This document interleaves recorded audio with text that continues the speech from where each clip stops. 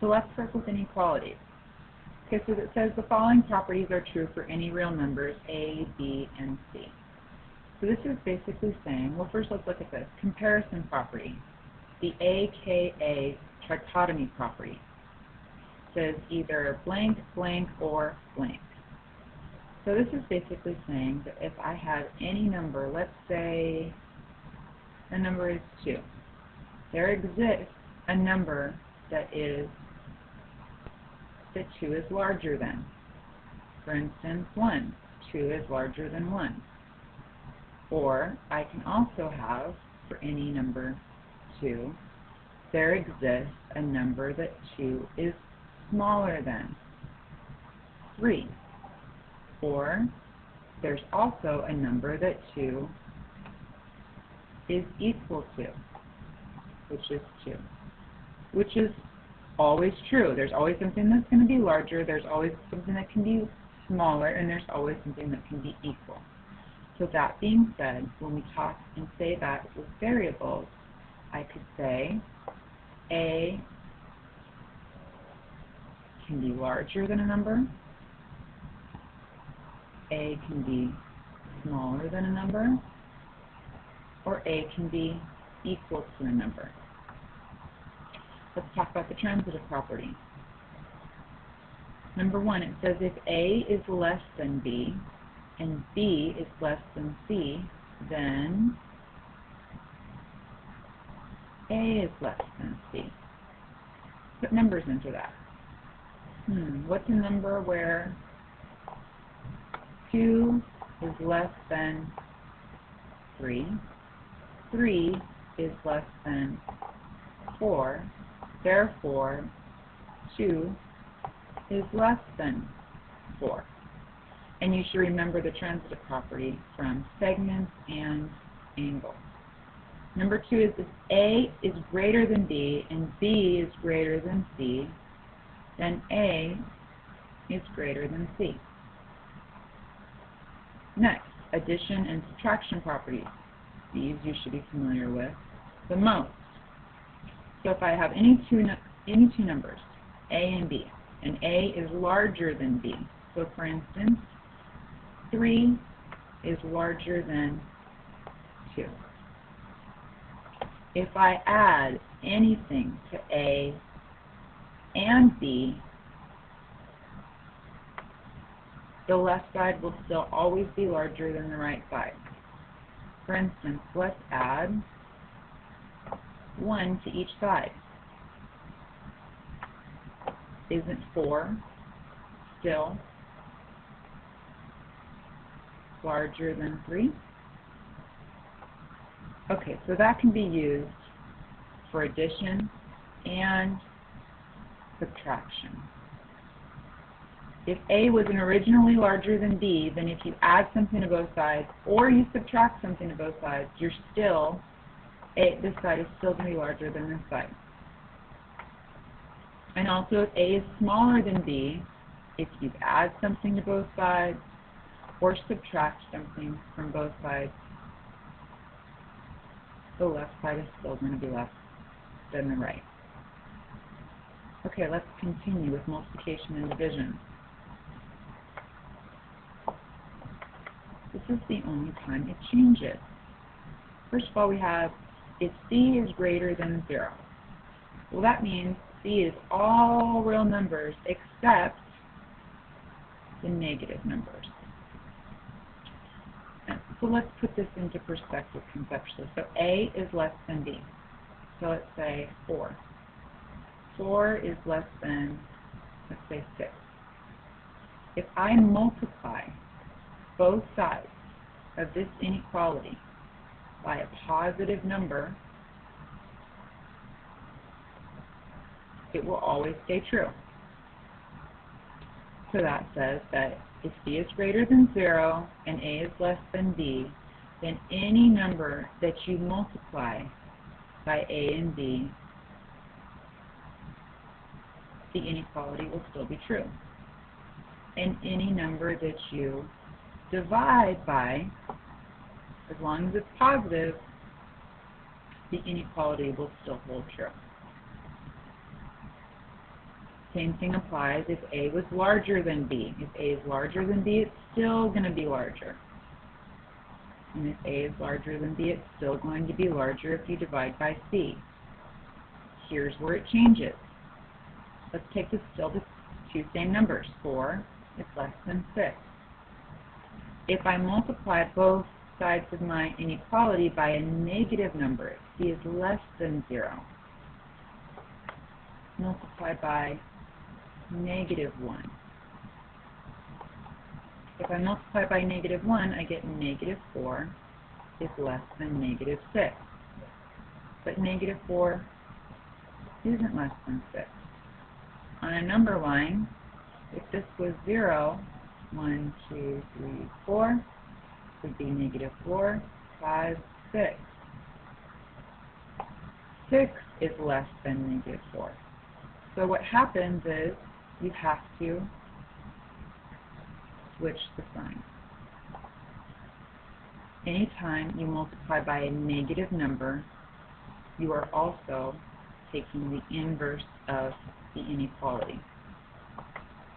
So that leaves us with, if you have a number that's less than B, this inequality is now going to be greater than when you multiply by a negative number, and also greater than when you divide by a negative number. Here it says A is greater than B. Well, now it's going to be,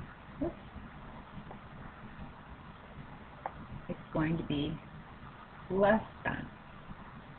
Divide by a negative number, also going to be less than. Alright, so that being said, let's talk about inequalities and triangles. Alright, so let's recall. We have ourselves a triangle here. This angle on the outside, angle 3, is called the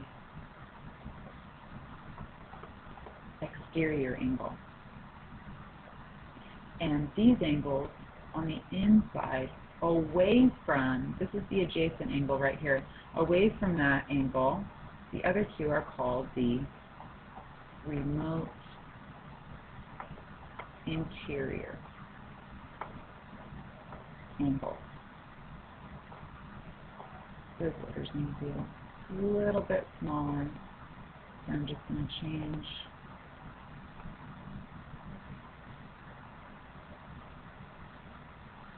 to 20.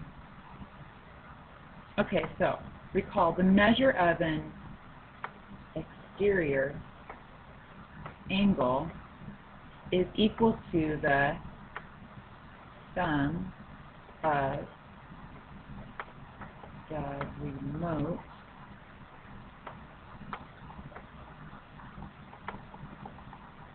interiors.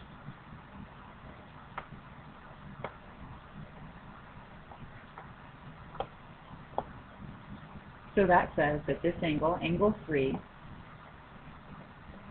is equal to the sum of 1 and 2. We might as well say the measures. The measure of angle 3 is equal to the measure of angle 1 plus the measure of angle 2. Okay, so that was before. Now we're talking about inequalities. So now I can say if an angle is an exterior angle, then its measure is greater than the measure of either of its corresponding remote interior angles.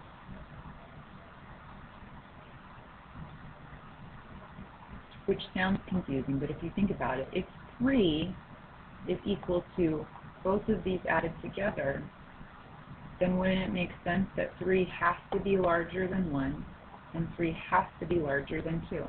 And that's all that this exterior angle theorem is talking about. So let's use it. It says use the exterior angle inequality theorem to list all of the angles that satisfy the stated condition. So, measures less than measure of angle 8. So here's the measure of angle 8.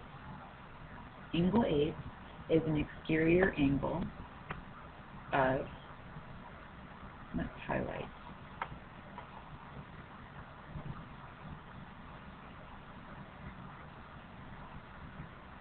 this triangle. So if 8 is the exterior angle, then it is larger than angle 4 and angle 6. 4 is a remote interior angle and 6 is a remote interior angle. But if we were talking about the entire triangle, isn't 8 still the exterior angle?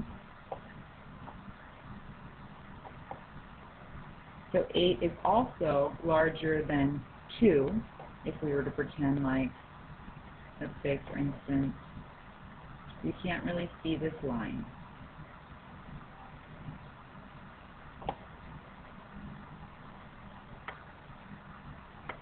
Eight is larger than 2, and 8 is also larger than this angle here.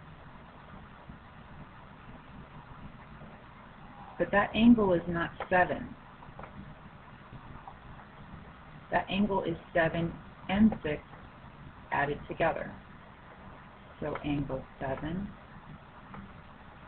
plus angle 6. Okay, what about measures greater than the measure of angle 2? Well, here's angle 2. We can't really say anything about 1 and 2. But we already know that 8 is larger than 2. So let's write that one. 8 is larger than 2. And now, remember how we separated this triangle here? I'm just going to redraw the triangle. So let me draw a triangle. Let's use green this time. Let me recreate this triangle here. So here's my new triangle, and I'm going to say 2, 3, and 7 are the angles inside of it. Well, doesn't it have, let me go down this way, doesn't it have an exterior angle of 4? So we know that 4 is also larger than 2.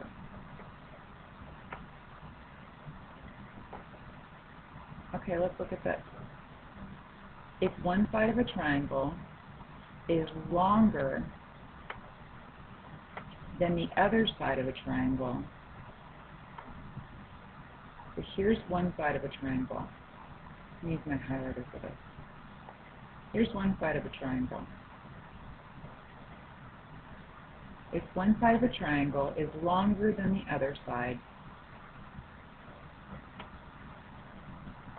then the angle opposite of the longer side, that would be this angle, is length than the angle opposite of the shorter side. So let me say that again. If one side of a triangle is longer than the other side, then the angle opposite of the longer side is, I'm going to say not longer, but larger.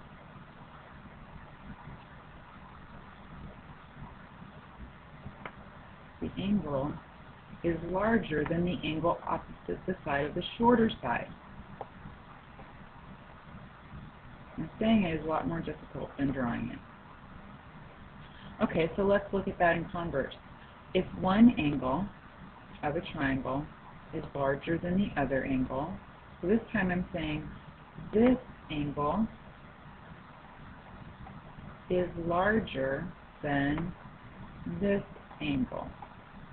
And if I know that this angle is larger than this angle, then the side opposite of the larger angle, so this one's opposite, oops, sorry, this is the larger angle. Let's draw that. So if this angle is larger than this angle, then I know that this side is longer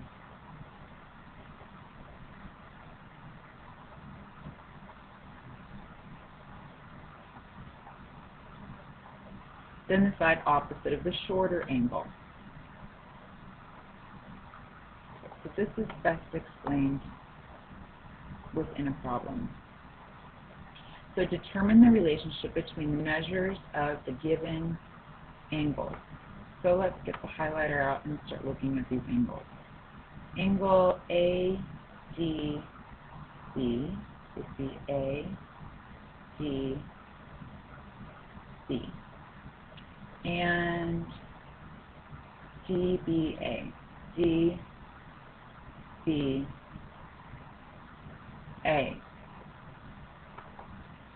So AD, let me change this. This will be easier. ADB is this angle. And DBA is this angle. What is the relationship between these two angles? Well, let's look at the side opposite of those angles. So the side opposite of this angle here in green is 8. And the angle and the side opposite of this angle here in blue is 10. Well, 10 is larger than 8. So I know if this side is larger than this side, then that means that the angle opposite of 10 is larger than the angle opposite of 8. So I know that angle ADB is greater than angle DBA. Look at this one. CDA. Let me change my colors here on this one. CDA is CDA. Let's erase this so we can see a little bit better. CDA.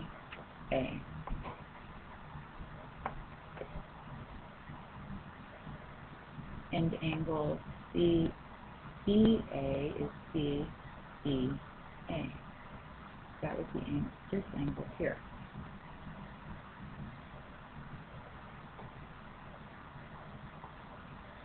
So this one can be a little bit confusing because when we're talking about this angle here, we're actually talking about this angle and this angle.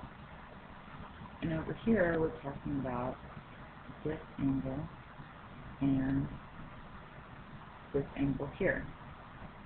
I'm guessing because the original problem is asking for both of them that we're going to be adding here. So let's look at this bottom triangle first. All right, let's look at the angle opposite, or the side opposite of this angle. The side opposite of this angle is 10. And the side opposite of this angle is 8. I know that ADB is larger. So let me put this in black.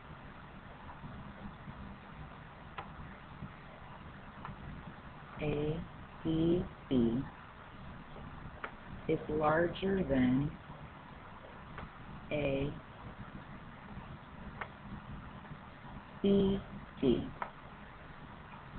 Now let's look at the other triangle. This smaller angle over here on this side is opposite of 16. And this angle right here is opposite of 15. So I know that CDB angle CDB is larger than angle CBD. CBD. Okay, so let's check this. ADB and CDB are both larger than ABD, which is this one, and CBD, which is this one. So if I were to add these two together, I know that the measure of angle ADB plus the measure of angle CDB is larger than the measure of ABD plus the measure of angle CBD. Therefore,